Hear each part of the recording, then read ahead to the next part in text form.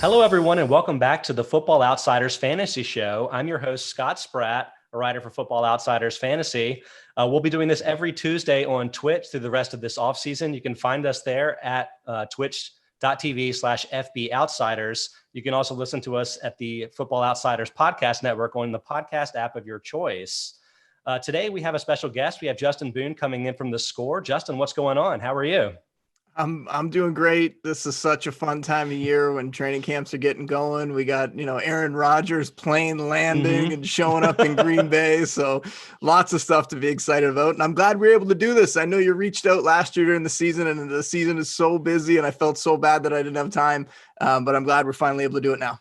Yeah, you should not feel bad, Justin. I know you've got a lot going on, which I know you've got a lot going on right now because I've been over at The Score looking at some of your preseason content, which is some great stuff, sleepers, busts, some of the players that can win you your fantasy league this year.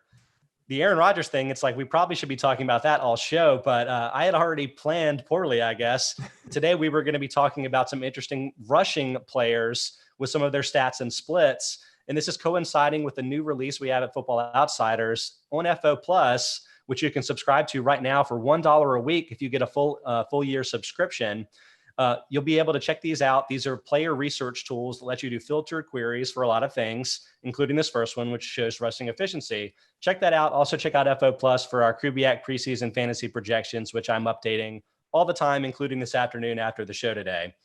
But we're having Justin on to talk about some of the interesting things that I've found and just sort of get his insights on running backs and quarterbacks with interesting rushing stats and rushing splits. And to kind of get that started, I want to kind of focus on the yards after contact per attempt leaders from last year, where you're going to find a lot of the usual suspects. You've got your Derrick Henry near the top, Nick Chubb. Those guys are kind of annual placements on that list. But there are a couple of other interesting names, even among the guys that have some pretty significant carry volumes. But I'll start with the guy with a little bit lesser volume, and A.J. Dillon, Aaron Rodgers' teammate up in Green Bay, assuming Rodgers is back, right?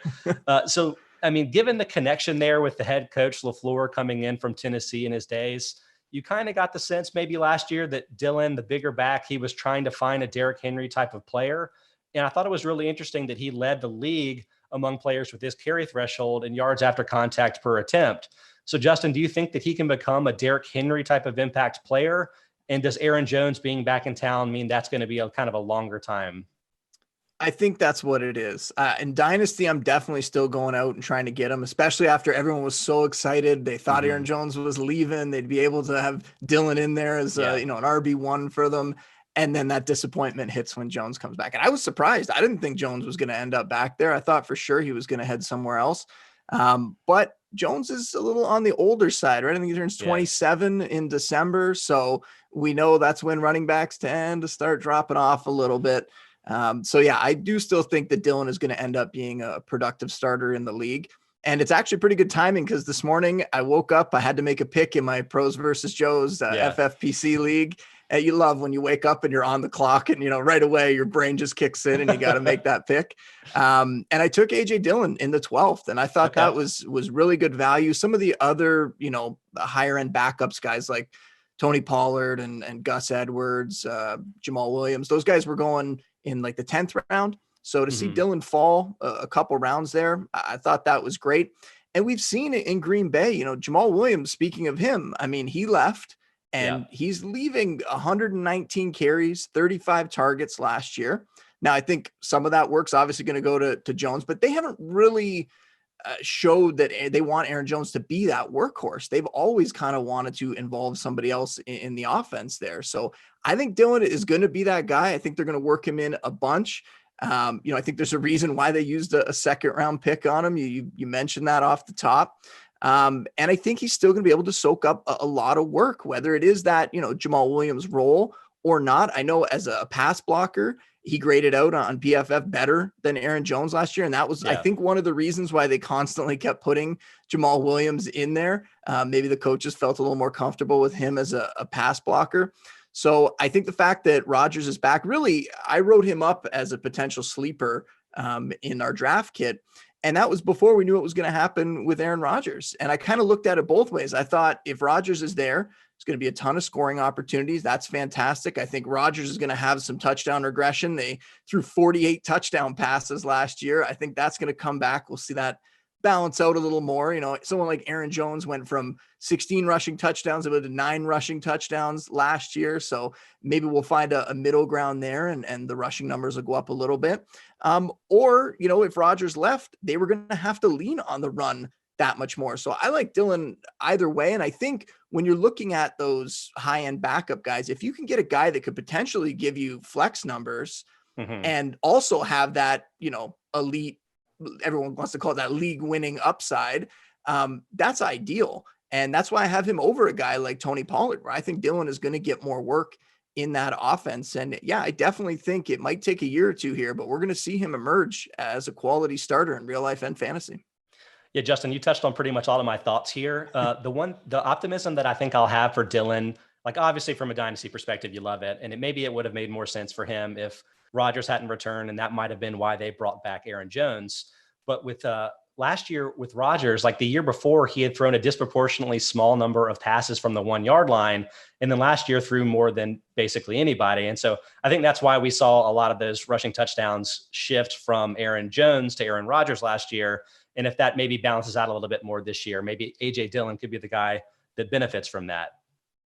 So yeah, and I think one thing with that offense that, everyone that has watched that Packers offense, especially Aaron Jones fantasy managers know, they like to do that, like kind of 2 series with Aaron Jones, 1 series with Jamal Williams. So I think we're going to see Dillon get, some full series to himself. It's not just going to be like some people want to just look at it and go, well, he's a big bodied guy and he's going to come in at the goal line.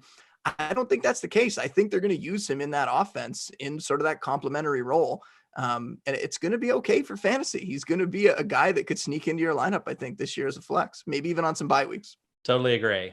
All right. This next guy is a little bit probably trickier to figure out in my mind. It's really the whole Buffalo backfield is pretty tricky, but I was surprised. I am wearing a Bills hat. It's backwards right now, but I'm a Bills fan. So. Okay. Well, good. Then maybe you can give me the insight here because I've been kind of a pro Devin Singletary man for a number of reasons, but one of which is that he's been such a great broken tackle player so far in his career. But I don't know. They brought in Zach Moss last year as a bigger back, maybe somebody you think makes a little bit more sense between the tackles.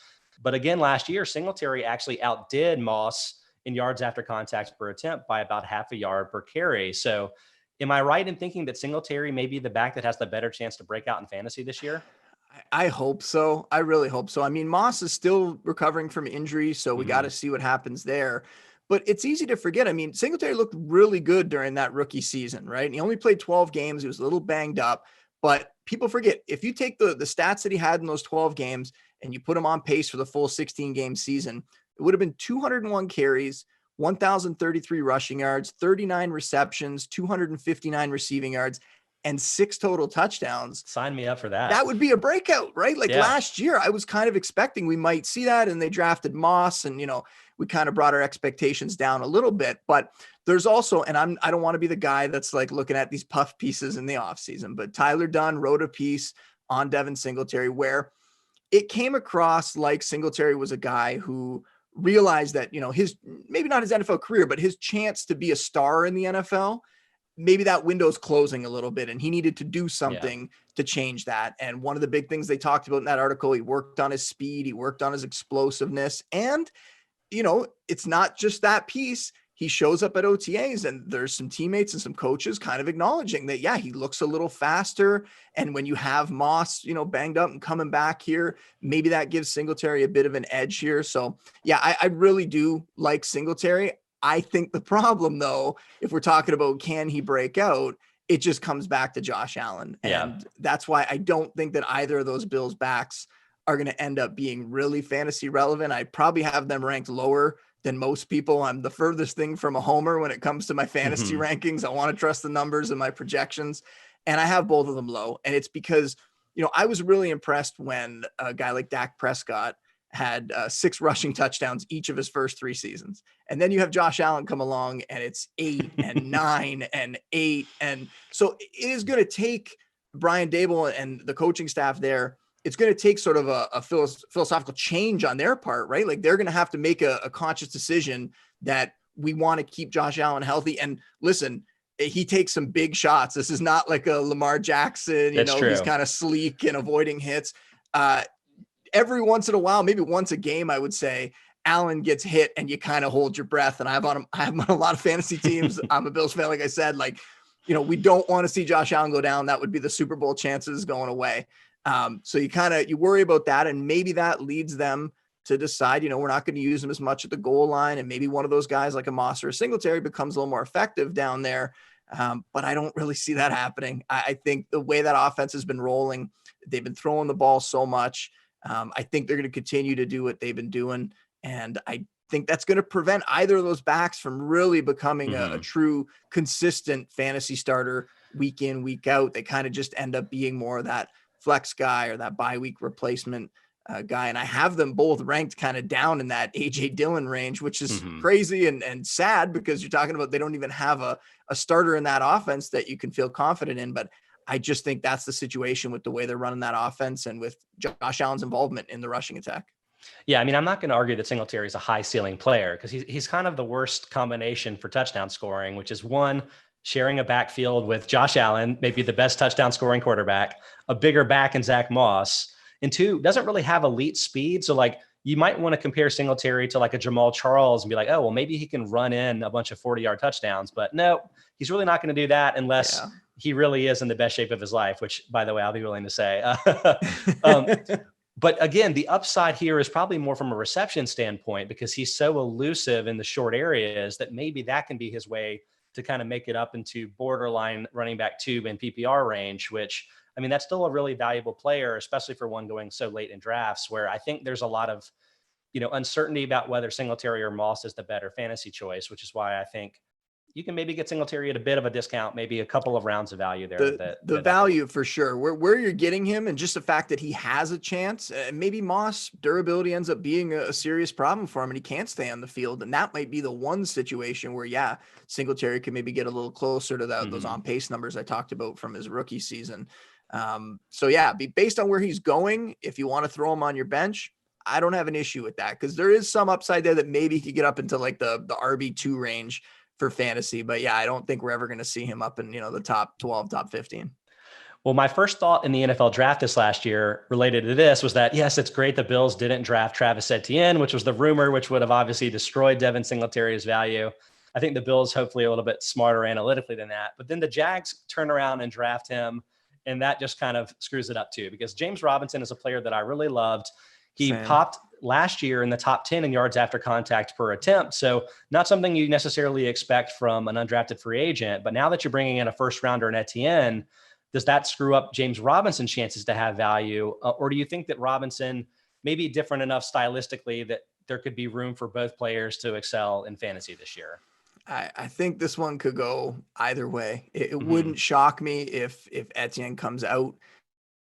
It also wouldn't surprise me if he comes out, they throw him into that slash role that they've kind of suggested, and that we still see James Robinson handle a lot of the carries, if not the majority of the carries, which is what some of the beat writers have suggested, right? There's been some beat writers who think that is what's going to happen. And we can't forget Carlos Hyde's there too. And, there's a connection with Urban Meyer from back in the day and college. So we really don't know what's going to happen here, but when you don't know what's going to happen, that can create an opportunity for value. And when you look at this backfield, if I just broke it down very, very simply, and I said, we have an explosive first round running back, we have a sophomore UDFA, and we got a past his prime Carlos Hyde, would you not be super excited about Etienne? Would you not be like, yeah, I want that first round running back?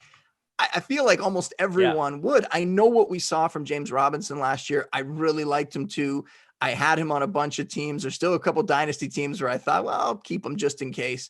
Didn't really work out for me in that instance so far. But when you're looking at what could happen here, even if Etienne doesn't get this monster workload, and I don't think he's going to be a bell cow, I don't think there's really an outcome here where we see him become that sort of massive workhorse, he could still put up big time numbers. I mean, when I compare him to Alvin Kamara was a top 3 fantasy back in average points scored last year. And he only topped 15 carries in 2 or 3 games, I believe. Like, he is not the kind of guy that's getting 20 carries a game to do it. He's the kind of guy that is explosive enough, dynamic enough.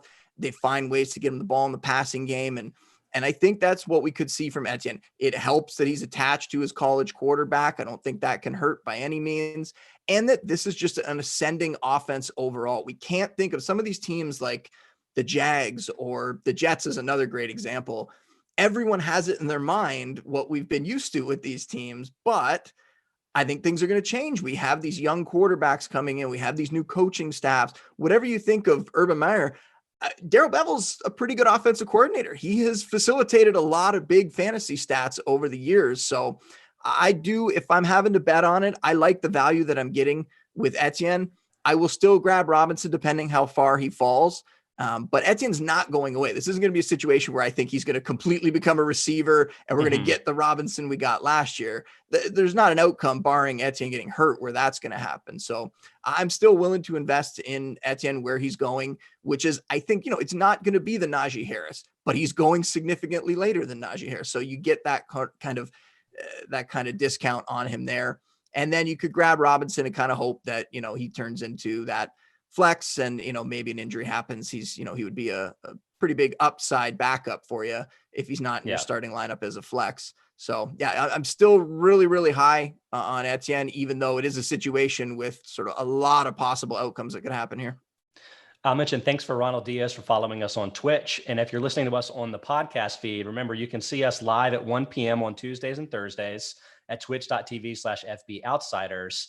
Kind of circling back to the injury point, this is kind of reminds me a little bit of the Colts last year, honestly, when we were entering the year where they were saying Marlon Mack's going to be heavily involved. They bring in the rookie. It's kind of complicated. And the Marlon Mack injury cleared the decks here. And it almost seems like maybe an injury will clear the decks here for the Jaguars between Robinson, between Laviska Shenault, maybe another player that gets some work in the backfield, even though he's primarily a receiver. It's like there's one too many players for everybody here to sort of excel from a fantasy perspective, but maybe too, that just sets up Trevor Lawrence for success in a way that makes sense. So maybe he's the player that you could think about trying to get value here. I think when we're talking about UDFAs, as much as we all love James Robinson last year, the history of what happens to those UDFAs, it's a tough sledding for them, right? Like Philip Lindsay, back-to-back 1,000-yard seasons. True. And then the Broncos just sour on him. And Robinson maybe profiles as more of a, sustaining back, a bigger body guy, but still, like these guys, they don't have that draft capital. And over time, if you want to make a bet, it's that teams are going to go in a different direction eventually. And when a team the next season goes out and spends a first-round pick, that's pretty glaring, right? The instances where people want to reference like the Seahawks and Rashad Penny and Chris Carson, that is extremely rare, where the first round guy is going to bust and, the lower guy is going to come up and continue to take that job. So I still have a lot of faith in Etienne. I can't really disagree with you. And Etienne is probably the player that I would prefer in fantasy, if only because if you're kind of putting one eye on the fantasy playoffs, you would assume that the rookie is probably going to increase his share as the season goes along. But it's kind of fascinating that this is almost the opposite of that Denver situation where Etienne is more the explosive home run hitting player. And Robinson has been very effective between the tackles, both in yards after contact and broken tackle rate. He's the player that you would expect just based on skill set to get the heavy workload. But I don't know. I don't really know what to make of it. This may be a situation that you would want to avoid these backs unless you're getting, later round value in your fantasy drafts. So there's a couple of teams that I'm so excited. I mean, I talked about, training camps coming back around. There's a couple of teams that I'm just so excited to see in training camp in the preseason. And I mean, the Jags offense is definitely one of them. The Falcons offense is another. I mean, with Julio gone, but also with Arthur Smith there, how is that going to change things? Is he going to try to bring over and shoehorn the offense that he had with the Titans, or are things going to change with some of the weapons they have there? There's just a bunch of teams. And I mean, I mentioned, the Jets are another one where so many things are changing. It's going to be so exciting to see and try to figure out. Last year, we didn't even get a preseason. This year, we're going to at least get to see some teams on the field and try to figure out some of those things before the year starts. Well, you're doing my segue work for me, so I appreciate that, Justin, because we're going over to the Falcons, talking about one of my favorite players, Mike Davis. I'm a Panthers fan, so I'm a little bit biased here, but he fits the profile of a Derrick Henry. I wouldn't say he's that good, but like a definitely yards after contact skilled player. And he suddenly ends up with the Falcons with new head coach Arthur Smith coming over from Tennessee. and a team that maybe I expected to draft a rookie that didn't. And suddenly there's not really a lot behind Davis on the depth chart. So do you think Davis has a chance to be a big breakout player this year and maybe get a really heavy workload the way that Henry did for the Titans? How shocking was it that they didn't take a rookie? I mean, Very shocking. I thought for sure that was like a guaranteed landing spot. And I have Davis on a few dynasty teams, and I fully was just expecting that, yeah, they're going to end up getting somebody and whatever. He'll at least be the backup that he was last year, and maybe an injury happens and he gets in there. So yeah, I was absolutely stunned that they didn't go out and get a rookie there. I mean, they did. I mean, Javian Hawkins is there, and they've talked up Kadri Olson, going into this year, not a rookie, obviously, but we're talking about undrafted and fifth round type of players here. Right. There is not much competition, or, Ian Hartitz's guy, Cordell Patterson. They've suggested that they're going to use him as a running back in the offense, maybe. Really just no competition for Davis. Now, that doesn't mean they're not going to bring somebody in. That doesn't mean that we're not going to see a Le'Veon Bell or a Duke Johnson end up there, or, maybe even a Melvin Gordon or somebody like that, if they get cut or traded before the year, we could see one of those things happen. But right now, this is Davis's backfield. And just based on the fact that he doesn't have any competition and what he did last year, I mean, he finished as the RB12 fantasy wise, filling in for McCaffrey. I know that he kind of broke down a little as the year went along. So that's why it is smart to keep all those names that we just mentioned and maybe have some of those guys stashed on your bench just in case, because I don't really know if he'll be able to make it through the full season if they're going to try to give him a big workload, but they're not going to treat him like Derrick Henry. Davis, he's more of a pass catcher. He's not a guy that's going to go out there and put up 100-yard rushing game after 100-yard rushing game.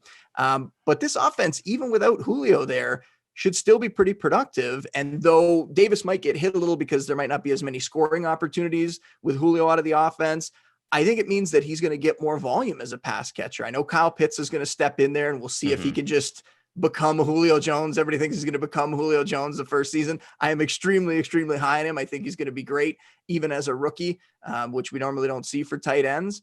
But he's not going to put up Julio Jones numbers in year one. So some of that production has to go elsewhere. Calvin Ridley we have the sample size. Last year was like 7 games. Ridley was over 100 yards in average without Julio. So there's still a lot of weapons in this offense. It's going to be a really, really strong offense.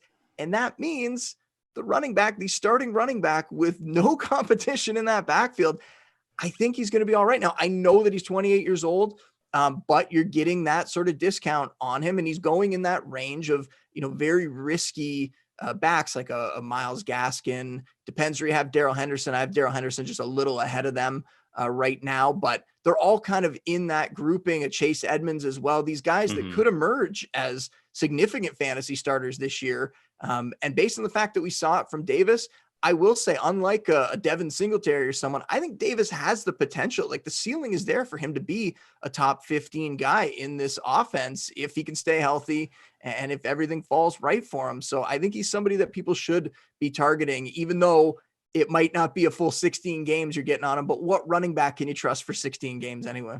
Sure. And I can't really refute your fears about a potential injury, given that we've never seen Davis handle that big of a workload. But I do also like that you mentioned he's not just this one trick pony. I think there may be a perception that Davis is like just kind of a power goal line back type of player. With the size of those quads, I mean, I understand why people would think that. He's huge, but I think he's a little bit more versatile. And I think that he's going to show it this year, not just in the catches, but in some yards before contact success as well, because while his numbers there were very poor last year, 1.43 yards before contact per attempt, McCaffrey's weren't much better, 1.54. I think Carolina just had some really poor run blocking.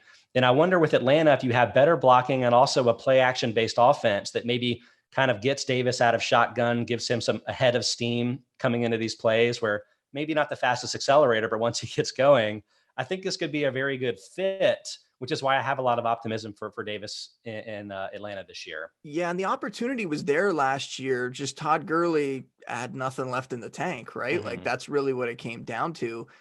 He was still scoring some touchdowns, but just no explosiveness anymore. It's unfortunate. Who would have thought a couple of years ago if we had said that, Mike Davis would be an exciting fantasy option potentially and Todd Gurley would not be. I don't think anybody would have believed us, but that's where we're at right now. And I think Davis is going to give them a lot more than they got from their running backs last year. And that's pretty interesting for fantasy. Absolutely. Okay, digging a little bit deeper with some of these running backs, I want to shift over to a player that I have really loved all offseason, but this research with the new FO Plus page is kind of giving me some questions here, and that's Damian Harris of the Patriots. Very effective player, one of the leading players in DVOA, so rushing efficiency from Football Outsiders last year. Didn't do a lot as a pass catcher, didn't score a lot of touchdowns, but may have extra opportunities, especially if the Patriots shift to rookie Mac Jones, who you would figure would probably score fewer times than Cam Newton on the ground near the goal line. But I noticed that Damian Harris was a lot more successful before contact, while Sony Michel was much more successful after contact. So Harris, 3.13 yards before contact per attempt versus 1.91 yards after contact per attempt last year. Michel, 2.06 yards before contact, so about a yard less, but 3.62 yards after contact, a yard and a half more than Harris.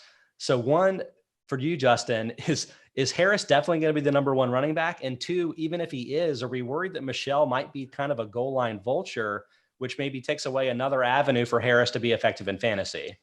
Yeah, and I mean, whoever knows with the Patriots backfield, right? Fair That's point. always been one that's always tough. But this, of all the stats that you sent me before the show, I thought this one was pretty interesting. Now the sample sizes, it's a little. I wonder how predictive it is when you're talking It's about. small. Yeah, it's fairly small for Sony Michel last year, but it at least gives me some hope that maybe Sony Michel has something left, because it kind of seemed like career-wise it was going in the wrong direction, that maybe injuries had, sapped his effectiveness. I'm really trusting the beat writers on this one. A guy like Mike Rice from ESPN, maybe the best beat writer out there, one of the best across the league. And he said that Harris right now, just a surefire number one running back in that offense, that he's the guy and that everyone else is kind of chasing him, that he has the advantage there. So that's why I'm pretty confident putting Harris as the top Patriots back and significantly ahead of the rest of the guys in my rankings. With Michel, though, like there was potential that people suggesting that he might even be a cut candidate this season. I know even more recently people saying that like maybe he could be Cam Akers replacement if he gets cut or traded, that he could end up with the Rams. And maybe the stat's another reason to be, if that happens, a little more excited. But with Michel, I feel like he is being underrated a little bit, and maybe it's the concerns with the injury. I know even coming in, I believe there was some concerns that of the longevity of his career based on his knee issues, but 2 straight seasons with over 900 rushing yards. So, not bad at all. We know that Patriots rushing attack is often near the top of the league. And then last year really only played in 8 games if you include the playoffs, and only had more than 10 carries in one of them. Still had stat lines of 117 yards in one game, 74 yards in another, 69 yards in another, 76. So he can be productive, right? And if that offense, with all the new weapons, with the offensive line being a little healthier this year, with everybody there, that could be something that could help the rushing attack as well. But for me, if I'm looking at this situation, this is one where I don't just want to trust one beat writer, but it seems like we have a collective from the beat writers saying that Damian Harris is the guy right now in that offense. I like what you said about the Mac Jones thing, that we do expect that Mac Jones at some point is going to end up being the guy this season. And when that happens, they're going to lean on the rushing attack more, and there'll be more opportunities around the goal line and all that sort of stuff. So I think that now we might see Michel stick with the team. If there were concerns about him getting cut before, Ramondre Stevenson starting on the non-football injury list, now he can be activated anytime. So who knows if that's going to be a few days or a week or a couple weeks. But that could maybe give Michel more of an opportunity to stick around with the Patriots. I do think, though, it's a situation where we're going to have to see. And I know I constantly keep referencing injuries with running backs, but this is a reality of the running back landscape. I think it would take an injury or a new team for Sony Michel to end up being really fantasy relevant this year. Yeah, I mean, I don't think I'm going to move off of Harris as being one of my preferred sleepers, but I think this sort of adds some insight that maybe Michel is a worthwhile either handcuff or just kind of late round flyer type of pick. And I think this also really illustrates an issue that I think people can have of looking at, say, a more basic efficiency stat like a yards per carry and trying to kind of draw a broader conclusion without the extra context. Last year's not a great example, again, because Michel barely played, so he had a kind of an inflated yards per contact average. But over the course of his career, that's been a lower number than the league average. But again, as a power back, he's probably getting a lot more of those, carries in third down situations and those power situations near the goal line, where gaining a lot of yards isn't really the goal. And Michelle looks much better when you look at sort of a contact stat, like a yards after contact stat, like a rushing success rate stat. So I'm not sure that Harris is as far in the lead here in the backfield as one might expect just looking at the stats. Something to keep an eye on as we progress through the rest of the preseason. And like we said, it's the Patriots, so anybody could end up, JJ Taylor, anybody could end up as the lead back there at some point. True, Justin. Okay. A guy that I've had a huge soft spot for even before he made it to the Chiefs and became a Super Bowl hero is Damian Williams. Yes. And in 2019, when he was more or less the lead back for the Chiefs through a lot of that season, he had a 13.5% avoided tackle rate, was the leader among running backs with 100 or more carries. And he ended up opting out of last season, and I think might be costing himself more money than about any player that opted out.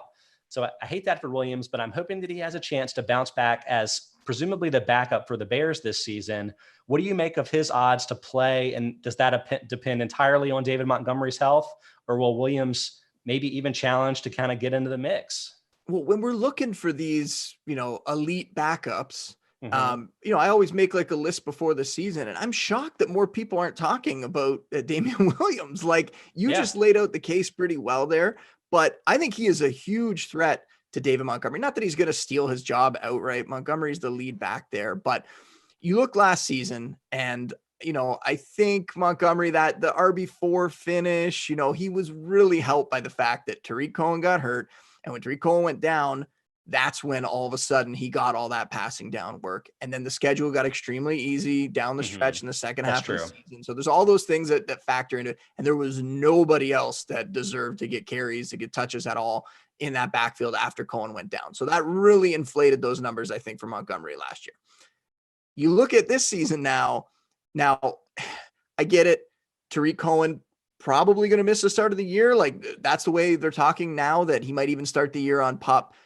But Damian Williams is there now. So anybody that's excited about Montgomery, they now have a competent guy that they can give some work to, right? If you want to look at it last year, I mean, Montgomery didn't crack 90 rushing yards in a game until he did it 4 times over his last 6 games against those weaker opponents second half of the season. Of his 10 touchdowns on the season, just 2 of them came before week 11. So once again, capitalizing on that easier schedule and the situation down the stretch. And then before Cohen went down, Montgomery only saw 3 targets per game in his first 3 outings. And then that number spiked to over 5 per contest in the second after Cohen went down for the rest of the year there. So if Cohen's not ready, Damian Williams is a quality all-around back. He can be that pass catcher. He's familiar with Nagy's system from KC. This is a situation where he's walking. I know he's an older back, and I know he opted out, so he's kind of out of sight, out of mind. People aren't really thinking about him, but he's a guy that maybe warrants to be, and in my rankings, I think I have him up there a little closer to, those Tony Pollard type guys. Yeah. Not quite on the same tier, but not far off. And then Cohen probably will come back at some point this season. So that could also hurt Montgomery as well. So I think Damian Williams, one of those guys that could see that kind of flex production while also giving you that high-end backup potential. I think he should be on everybody's watch list here to grab late in drafts. I think he's a great pick. I think it's a great mention by you. Yeah, I love him a lot too. The one thing I'll point out though is that you can't just fully make an avoided tackle rate argument with Damian Williams and then say that he's going to supplant Montgomery, because Montgomery's been very successful in terms of avoided tackle as well. 5th best among high volume backs in the last 2 years. So another player that maybe looks a little bit better with some context stats, not just looking at yards per carry in general, but you're absolutely on point with the fact that Montgomery's quote unquote fantasy breakout over the last 5 or so weeks last season really had much more to do with the opponents the Bears faced than it had to do with him as a player. I mean, suddenly the Bears have sneaky one of the best running back, backfields in football, whether or not Tariq Cohen is even a part of it. So I think, yes, that's probably bad news for Montgomery from a fantasy perspective. If you're looking for him to be the running back 1 that he was last December, maybe not getting that, but also too, maybe for the best that Montgomery won't be getting like 300 touches again, if that could be like a long-term injury concern for you. So for sure, it's kind of a glass half full, glass half empty situation, but Williams, I think, is a player to keep an eye on as a sleeper later in drafts. Then Justin, circling back to a player that you mentioned earlier with respect to the Packers, Jamal Williams is now on the Lions.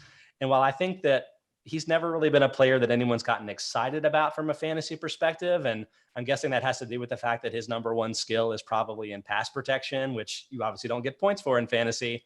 But I'm wondering if he could end up having a bigger role as part of the Lions.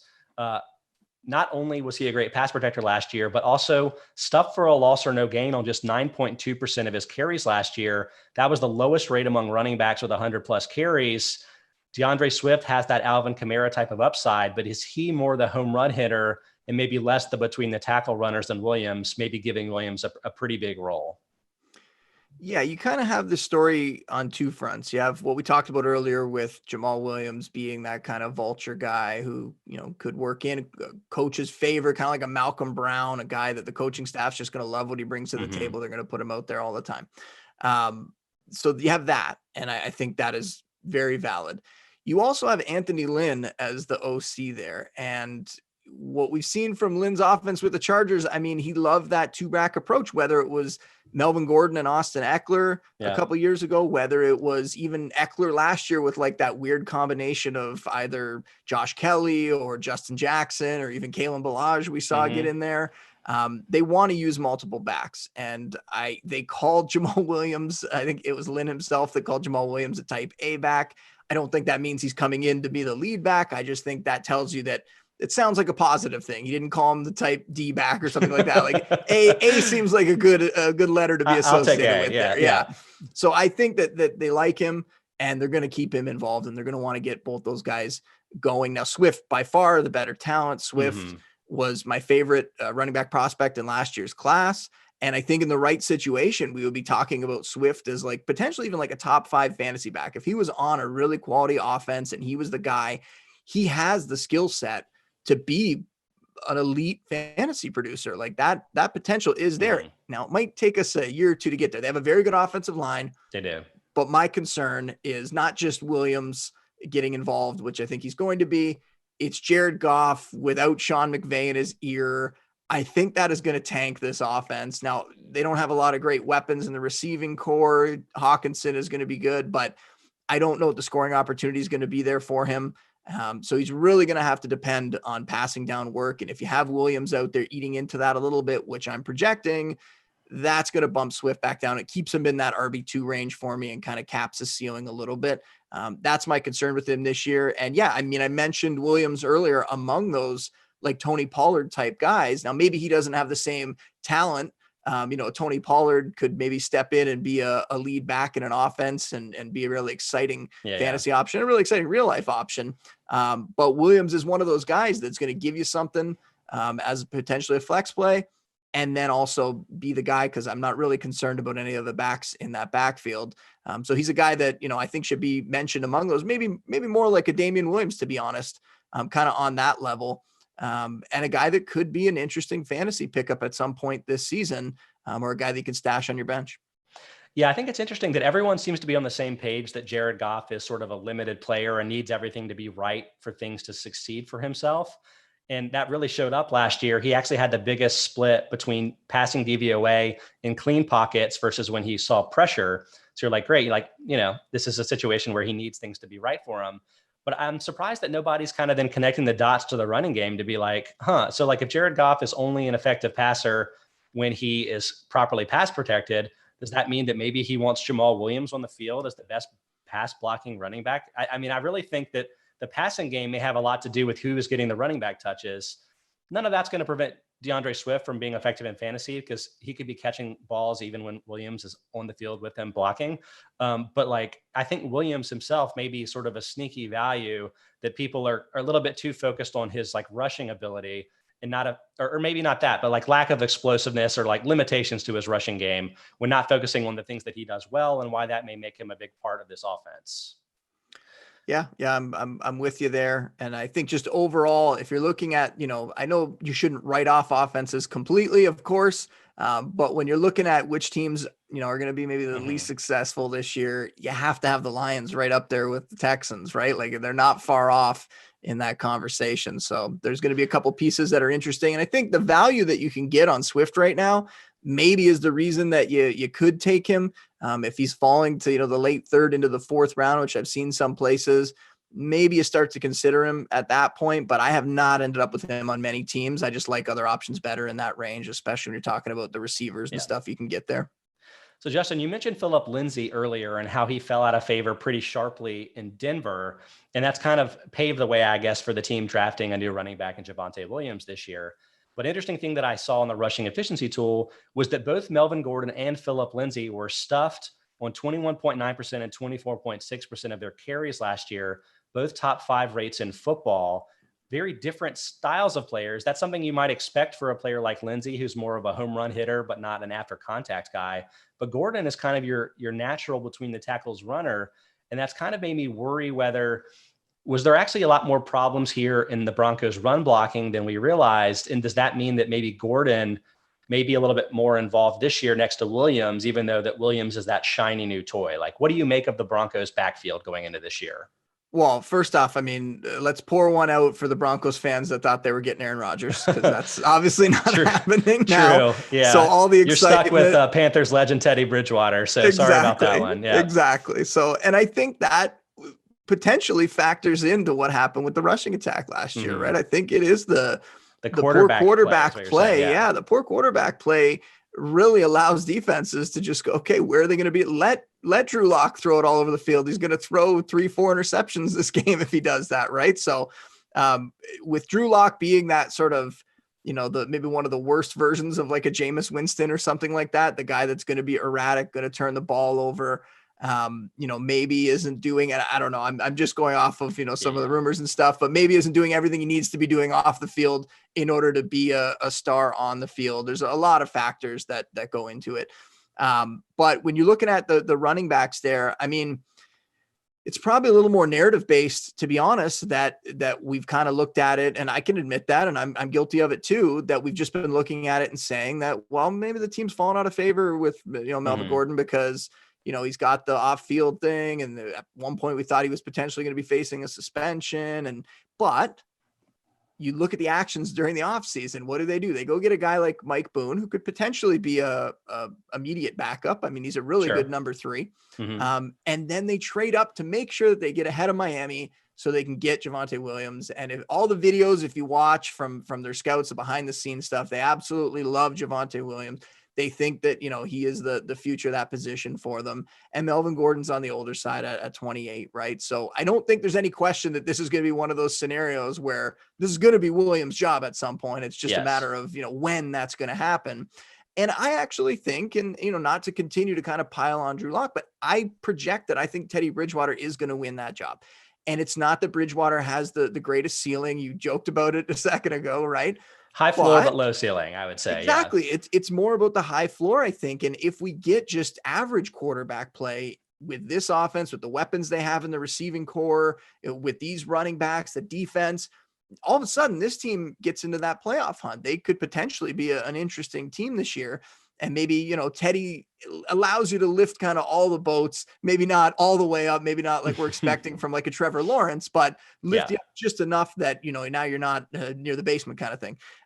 So I'm kind of interested in that. I'm interested in the fact that I know it's a different offense, but Teddy was able to support 3 top 25 fantasy wideouts last year, and they were 3 very good receivers. But you go into an offense now where there's 3 really good pass catching weapons, if you count Noah Fant at tight end. So it's not the same offense. Like I'm saying, I don't expect that they're going to throw the ball a ton, but he can at least support some fantasy weapons. And we talked about Mike Davis earlier. He was part of that mix as well, catching passes. So I really like Javonte Williams. I think it's going to help the strength of schedule that they're going to face this year. I mean, looking at it, I have them as at quarterback and at running back. We're talking about easiest fantasy schedules. They're both top 3.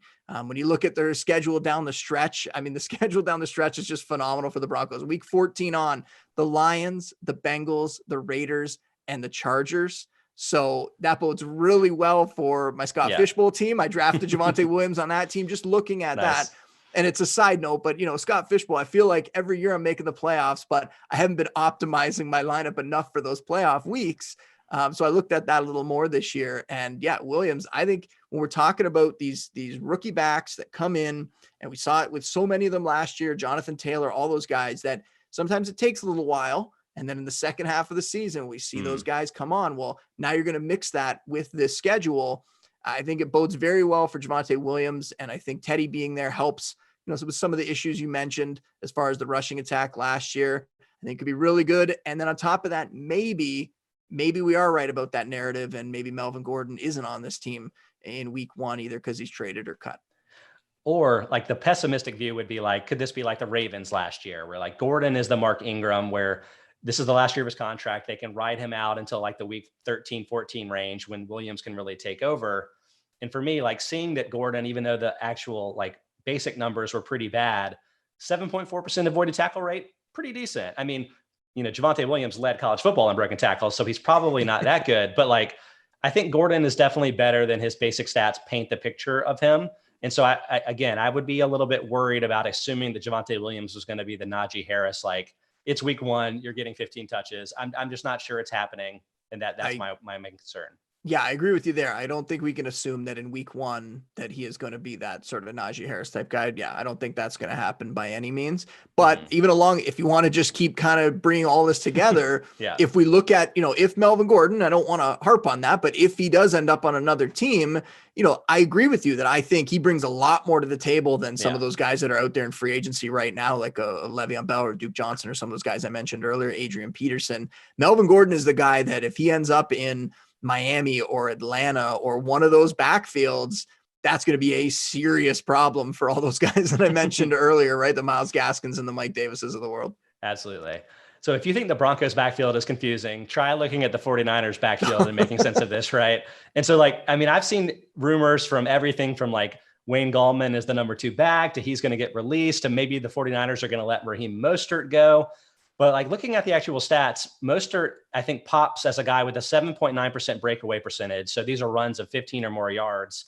Since 2019, that's the highest of all running backs with 200 or more carries. Obviously struggled with the injuries, but been incredibly effective. And Shanahanian, if I can use that as a word, is a player that can really kind of like break away, do some stuff after the catch, make life easier on the quarterback. Justin, how would you make sense of this? Also bringing in guys like Trey Sermon as a rookie, like maybe he's more between the tackles, but like who's going to get the touches for this backfield?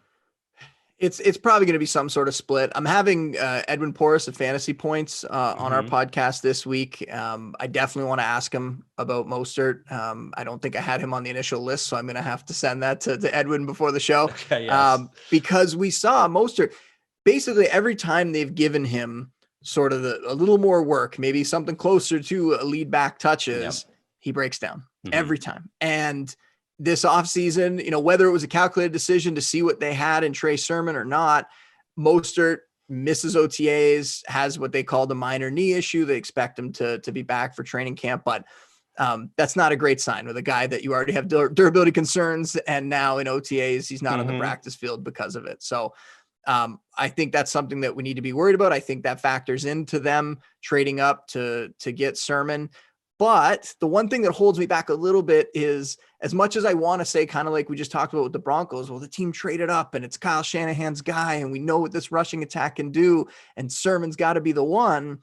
We saw this kind of play out a couple of years ago where we had the exact same storyline. They traded up, they got Joe Williams, and then Joe Williams never became anything, and other backs got in there. So we might have to just hold back a little bit on using that as like the reason that Sermon's going to be the guy. Now, sure, in OTAs without Mostert there, the beat writers, the team, it seemed like everyone said that Sermon did not look out of place as the lead back. He was getting the first string touches there. So that's an exciting reason.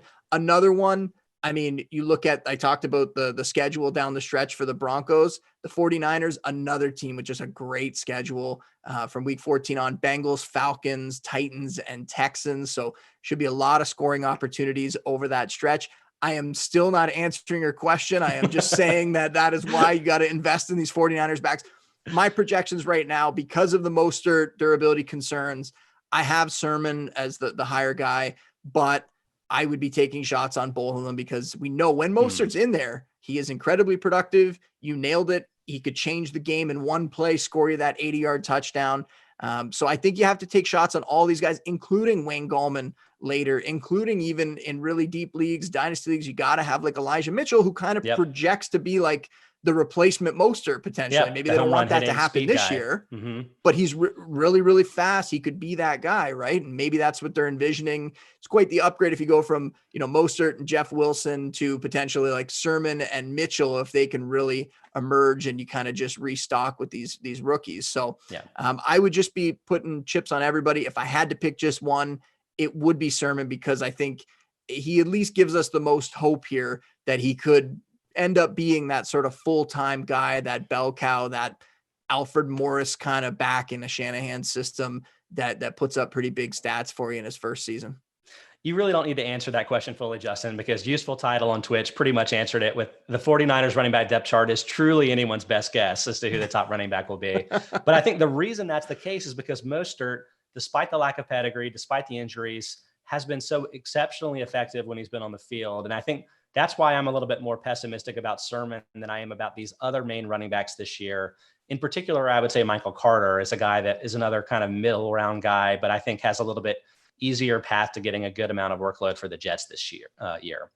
Yeah, and the same system, right? I talked about it before, like the people kind of just look at the Jets and think of what they've been, but you have that 49ers coaching staff really coming over there now. So it's an offense where I don't really love Tevin Coleman. I don't think even in the opportunities he got in San Francisco, he did that much, but Michael Carter, Ty Johnson with the Jets, I think those are names that you got to have on your team this year, because one of them could emerge as the lead back there. And I will also say the one thing I always feel the need to mention this with Mostert is the age thing, because he really emerged late in his career. I think people look at him and go, okay, what? He's like 26, 27. He's like 29 and not a lot of miles on him. But also if we're looking even past this year, even if we're looking at the durability concerns, and we can all probably admit this. I mean, as a 29-year-old, maybe it's a little harder to recover than, if you were a 22, 23-year-old from some of those injuries. So just another thing to keep in mind when you're looking at Mostert, especially beyond this year,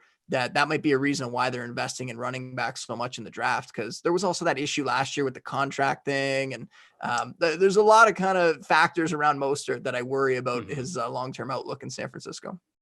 Talking about some of these rookies like Sermon, like Michael Carter, I was using the rushing efficiency tool up on Football Outsiders on FO Plus to look at some of the splits that running backs had from the first half of the year to the second half. You can actually run those splits from any week, any time frame that you want up on the site. But it really popped for me like how powerful some of the increases were in both workload and effectiveness of some of last year's rookies like Jonathan Taylor, J.K. Dobbins, and DeAndre Swift were, increasing their fantasy points per game by all 6 or more fantasy points over the second half of the season. So for you, Justin, like, do all of those running backs stand out as being guys that are going to continue what they did in the second half over the course of the full second season? Or do you have any concerns that there may be some sample size quirks here and that maybe some of these players may not be as effective as they looked toward the end of the season?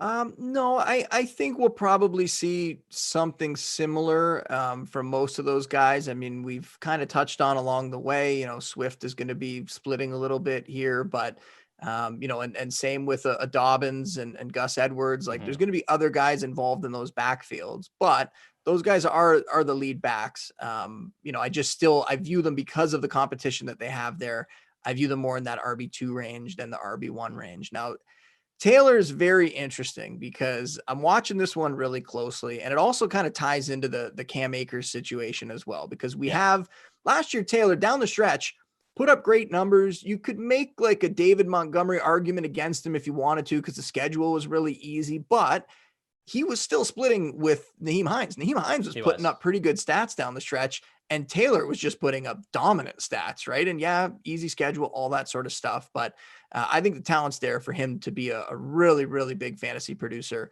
for a long time. Now, Marlon Mack, Achilles injury last year, I had basically written him off. I thought they gave him a nice contract because they like him, and it was like $2 million or something. And, they'll bring him back and maybe he'll end up on PUP, or maybe they'll sit him out for the year, or he'll just kind of be that, third back that doesn't do that much in the offense.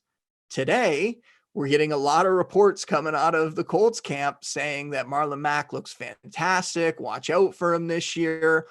So now that gives me a little bit of pause, because we've seen that the Colts are a team that's willing to use that third back, and they like Mack. And early last year, before he got hurt in that first game, he was being used quite a bit. Now, would it still have gone the way of Taylor as the season went along? I think so. But when we're talking about upside, we're talking about, can Taylor get into the top 5?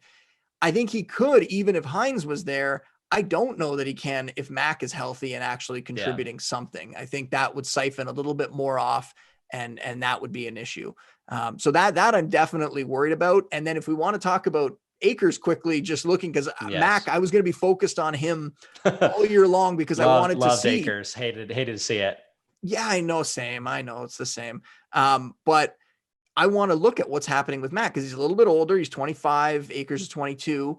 But this is going to give us an idea of, can he get back and be a real contributor? Can he get back? And he's not going to come back and take the job from Taylor. We're not looking for that to happen. We're just looking, can he come back and be most of the player that he was last year before he got hurt? And it's very, very small sample size. We're not even seeing him on the field yet. We're just hearing what they're saying in camp and seeing him run through some drills. But this is at least a positive sign, the first step towards that, because we know that those Achilles injuries are just awful for running backs, and we don't have a lot of examples of guys coming back and being high-end producers. Yeah. So if we could see Mack come back and at least look like some semblance of himself, that could give us some hope for Akers next year.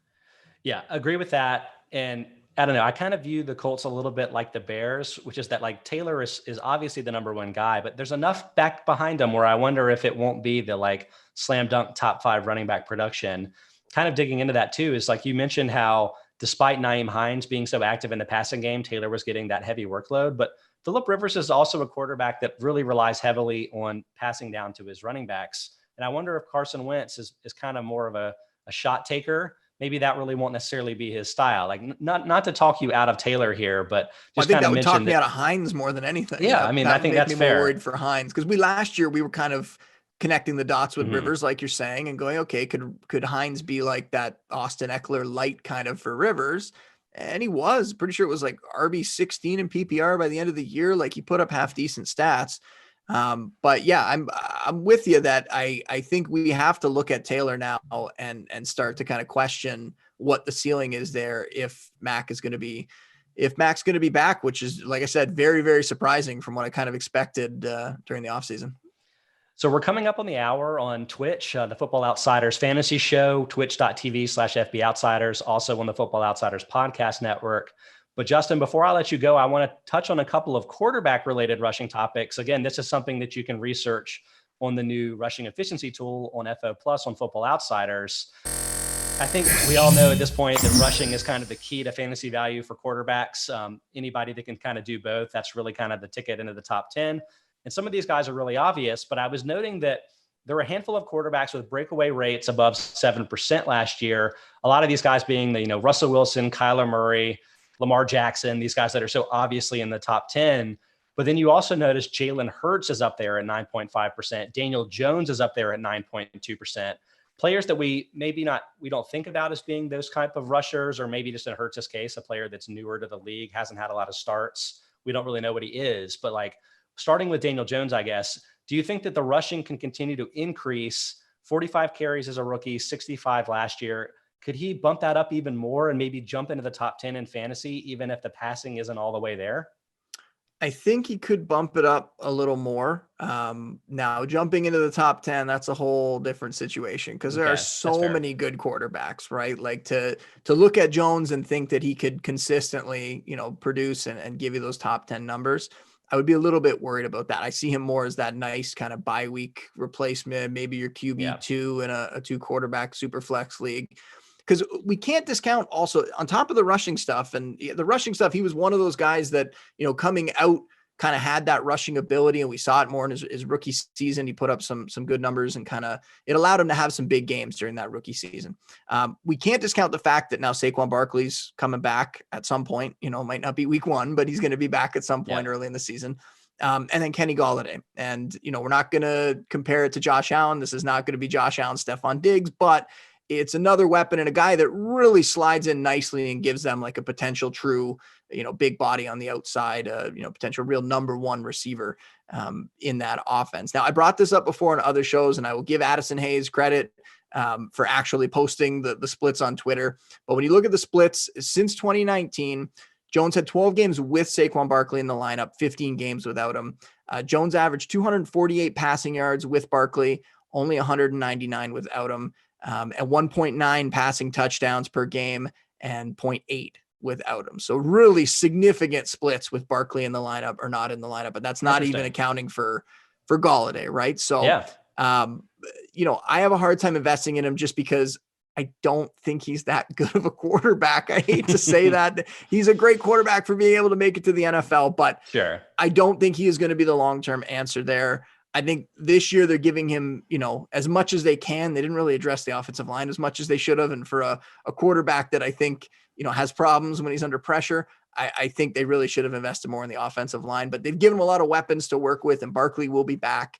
And with the rushing ability, I think there's a chance that he could sneak into that top 15, maybe. I think it would have to be a year with a bunch of injuries for him to get into the top 12 or even the top 10, because you could just rattle off the names. Like, there are so many guys with the young guys with legs, also the Tom Brady's and the Matt Staffords, and those guys are still around and probably going to put up pretty big touchdown totals this year. Aaron Rodgers as well. So to sneak into that top 10 is going to be incredibly difficult. So what I think we're going to see is more of what we saw maybe down the stretch during Jones's rookie season, which was some really big blow up games. Maybe they're coming back and he's running and he picks up a rushing touchdown as well. And he has these big weeks, but we are going to see some nightmare performances where he turns the ball over, not just interceptions, but fumbles. And I think that's ultimately going to spell the end for him in New York after this season. And they'll be looking for a long-term quarterback next year in the draft. So that's interesting, because I feel like a lot of those things you could be saying about Jalen Hurts, but I'm curious about what your thoughts are on him as a bit of a sleeper. So I've recently bumped Hurts down based on the Watson kind of reports. That kind of scares me a little bit, because when there was already some risk to him, very small sample size last year. The big games that he did have kind of came in like really perfect game script scenarios, and he had to throw to keep up with, I think it was the Cowboys and the Cardinals. I might be wrong about that, but so there was already some risk. And then you factor in, okay, now the Eagles are maybe interested in bringing in a Watson. That's really concerning for me. So I still think that Hurts, he has the look of maybe that Lamar Jackson or Lamar Jackson light, let's say, from Lamar Jackson's rookie season, when Jackson, came in down the stretch. I think it was after week 10 or week 11, put up really nice QB1 fantasy stats thanks to the rushing. And then the next year took that huge leap. I don't think that we're going to see as big of a leap from Hurts if he ends up being the starter, but he could come in and do that this year, because the rushing stats for him, while we're talking about Daniel Jones being, a passing quarterback who can run the ball, Hurts, it really has to be built around the run with him. And we knew that coming out, that a team was going to have to take him, and kind of like Lamar Jackson, they were going to have to make a decision to be, all right, we are going to be a run first team, and the passing is kind of going to be secondary. Now, you could make an argument for him and say that, the offensive line last year down the stretch was banged up, and he didn't really have great weapons that he was throwing to. A lot of injuries there.